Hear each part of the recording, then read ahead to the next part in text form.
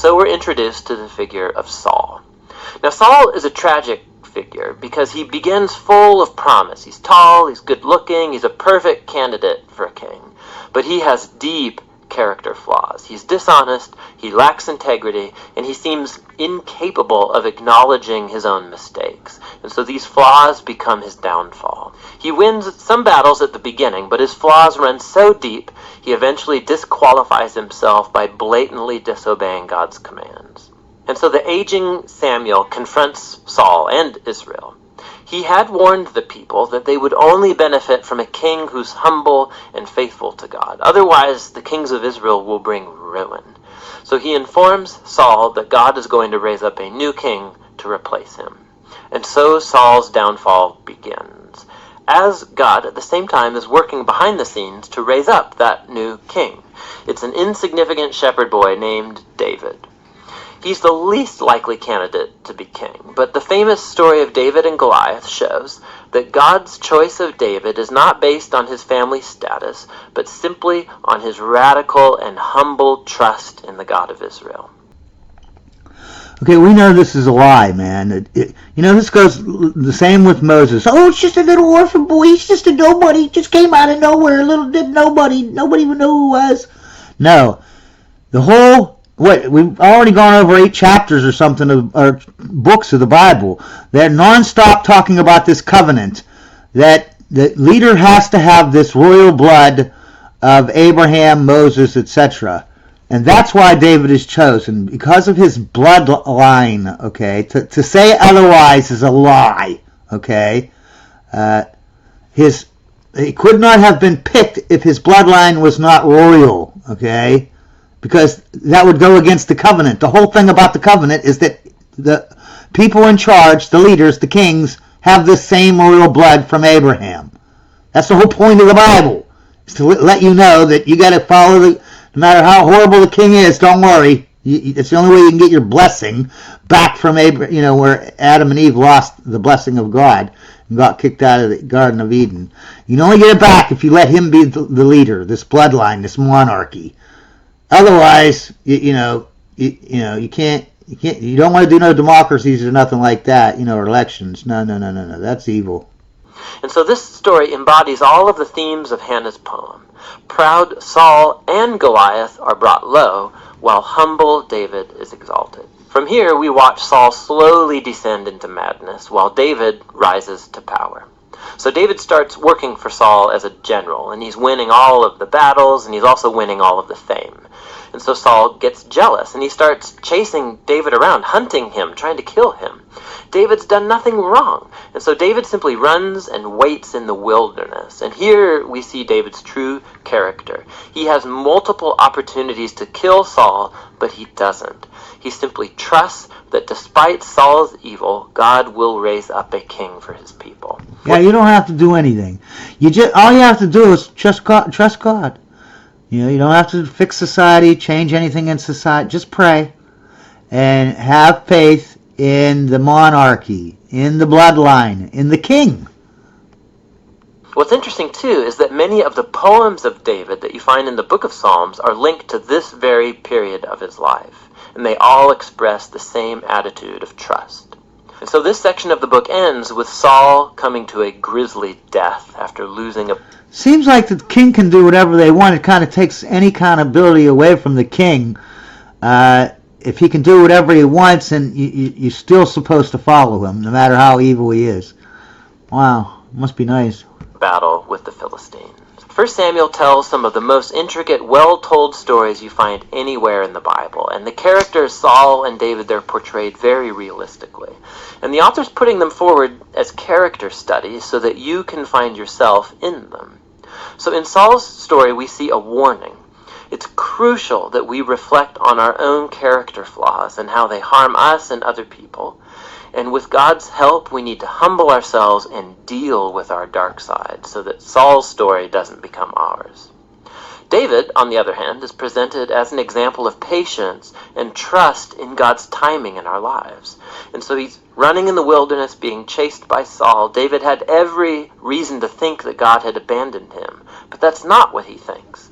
And so David's story encourages us to trust that despite human evil, God is working out his purposes to oppose the proud and to exalt the humble. And Yep, that's what it is. Just rely on God. Don't do anything yourself. Just hope, despite human evil, God will, fix it all. that's what 1 Samuel is all about. 2 Samuel tells the story of David as Israel's king, and in two movements. There's a season of success and a blessing, followed by a huge moral failure and then its sad consequences. And then the book ends with this well-crafted conclusion that reflects back on the good and the bad in David's life, generating hope for a future king to come from his line. So 2 Samuel picks up after Saul's death, and David surprises everyone by composing this long poem where he laments the death of the very man who tried to murder him. And so once again, the author, he's presenting David's humility and compassion. He's a man who grieves the death even of his own enemies. After this, David experiences a season of success and God's blessing. All of the Israelite tribes, they come to David and then they ask him to unify all the tribes as their king. And so the first thing David does as king is to go to the city of Jerusalem. He conquers it, and he establishes it as Israel's capital city, which he renames as Zion. And from there, David goes on and he wins many battles and expands Israel's territory. But God says to David, thank you for that thought, but actually I'm going to build you a house, a dynasty. Now, 2 Samuel 7, this is a key chapter for understanding the storyline of the whole Bible. This is a key chapter in understanding the entire Bible. Because God here makes a promise to David that from his royal line will come a future king who's going to build God's temple here on earth and set up an eternal kingdom. And it's this messianic promise to David that gets picked up and developed more in the book of Psalms and also in the books of the prophets. And it's this king that gets connected to God's promise to Abraham. The future messianic kingdom will be how God brings his blessing to all of the nations. What a coincidence, though, that the guy who wrote this Bible and wrote this story happens to be a guy who has this bloodline. Like, he's the one who started it. He's the one who wrote Genesis and the first 5 books. And he happens to have the same bloodline that he's talking about that's blessed. And it just so happens? Oh, okay, that's a coincidence. And the whole book is about how he and his descendants should be put in charge of everything. And if you don't let them be in charge, then God will punish you. Okay? That's the only thing that saves us from another flood killing everyone on the planet. The only thing that saves us is our covenant with these kings, this bloodline, this monarchy. It's the only thing that saves us. Adam and Eve lost our blessing from God. And the only way we can get it back is if we let this bloodline be in charge. No matter how evil they are, we need to just let them be in charge and just sit back and pray and let God fix it all. Take no responsibility, no accountability. That sounds good. And it's right here, in the midst of all this divine blessing, that things go horribly wrong. David makes a fatal mistake. Not fatal for him, but for a man named Uriah, one of David's prize soldiers. So from his rooftop, David sees Uriah's wife, Bathsheba, bathing. David finds her, he sleeps with her, gets her pregnant, and then he tries to cover the whole thing up by having Uriah assassinated and then marrying her. It's just horrible. So when David's confronted by the prophet Nathan about all of this, he immediately owns up to what he's done. He's broken, he repents, he asks God to forgive him, and God does forgive him, but God doesn't erase the consequences of David's decisions. And so as a result of this horrible choice, David's family, his kingdom, it all falls apart. And it makes this section a tragic story, much like Saul's downfall. So David's sons end up repeating his own mistakes, but in even more tragic ways. So Amnon sexually abuses his sister, Tamar, And then their brother Absalom finds out about all of this and has Amnon assassinated. And then Absalom goes and he hatches the secret plan to oust his father David from power, and he launches this full-scale rebellion. And so for a second time, David is forced to flee from his own... Like, everybody knows history that kings, they kill each other. When the king dies, all the brothers and sisters, and they just start killing each other so that they can be king. These are the type of people that come from monarchs. A child knows this, but apparently God doesn't know this. God thinks that a monarchy is great. And me saying that a king wrote this stuff, King Moses, I'm crazy, huh? Okay, all right. Home and go hide in the wilderness, except this time he is not an innocent man. The rebellion ends when David's son is murdered, when it breaks David's heart, and so once again he laments over the very man who tried to kill him. David's last days find him back on his throne, but as a broken man, he's wounded by the sad consequences of his sin.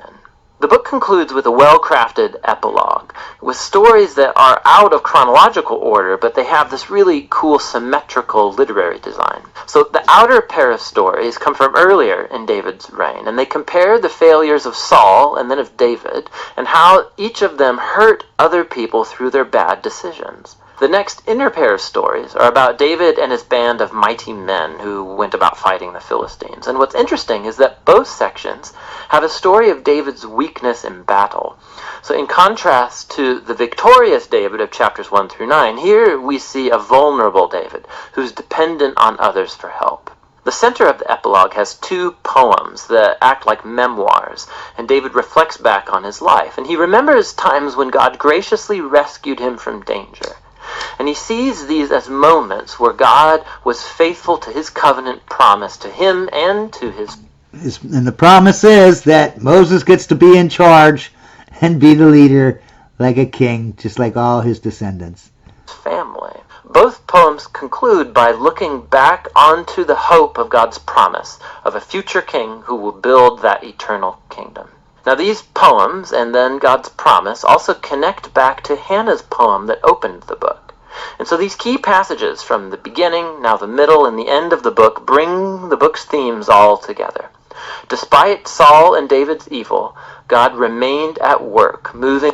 Yep, God will do it all. You just don't be responsible at all. Just sit there and pray. Forward his redemptive purposes. And God opposed David and Saul's arrogance, but he exalted David when he humbled himself. And so the future hope of this book... See, now, is it pride or is it arrogance? Which is it? Because being prideful is okay. Being arrogant is a different story. See, they're changing words now. Before it was proud, now it's... Okay, whatever. Reaches far beyond David himself. It looks to the future, to the Messianic king who will one day bring God's kingdom and blessing to all of the nations. Yeah, you can't get God and you can't get his blessing without the king, without the monarchy. And we know this because the Bible tells us. The Bible that a king wrote. Okay, well that makes sense. And that's what the book of Samuel is all about. Okay, believe it or not, there actually is a book in the Bible called Kings, because that's what the whole book is about. It's written by kings, and it's telling you that the kings have to be in charge, or God will hate you. Okay, even if the kings are evil, and yes, they're going to all be evil, but that's okay because there's a mystery, there's a plan that you don't know about. You don't get it. You're just human. You can't understand. Don't worry about it. This is what the king is telling you in his Bible that he wrote. That he says that actually was from God. God really loves kings and monarchs and dictators. He sure hates democracies. Anytime an election is even mentioned, they kill everybody or make them walk around a desert for 40 years. The books of 1st and 2nd Kings. Although they're two separate books in our Bibles, they were originally written as one book telling a unified story that continues on from the book of Samuel that came before it. So David has unified the tribes of Israel into a kingdom, and God promised that from his line would come a Messianic king who would establish... See, from his line. Now, before David wasn't... Remember he said, oh, nobody, he's just a shepherd boy. He's just a nobody. Now all of a sudden, because of his bloodline... which is it, dude? Pick a lane, man. Establish God's kingdom over the nations and fulfill the promises made to Abraham. So the book of Kings tells the story of the long line of kings that came after David, and none of them lived up to that promise. In fact, they run the nation of Israel right into the ground. But God wants you to know, okay, and we know this because we read it in the Bible that was written by these same kings that have the same bloodline. But we know that God doesn't care about these evil kings. We know, because we know a child can tell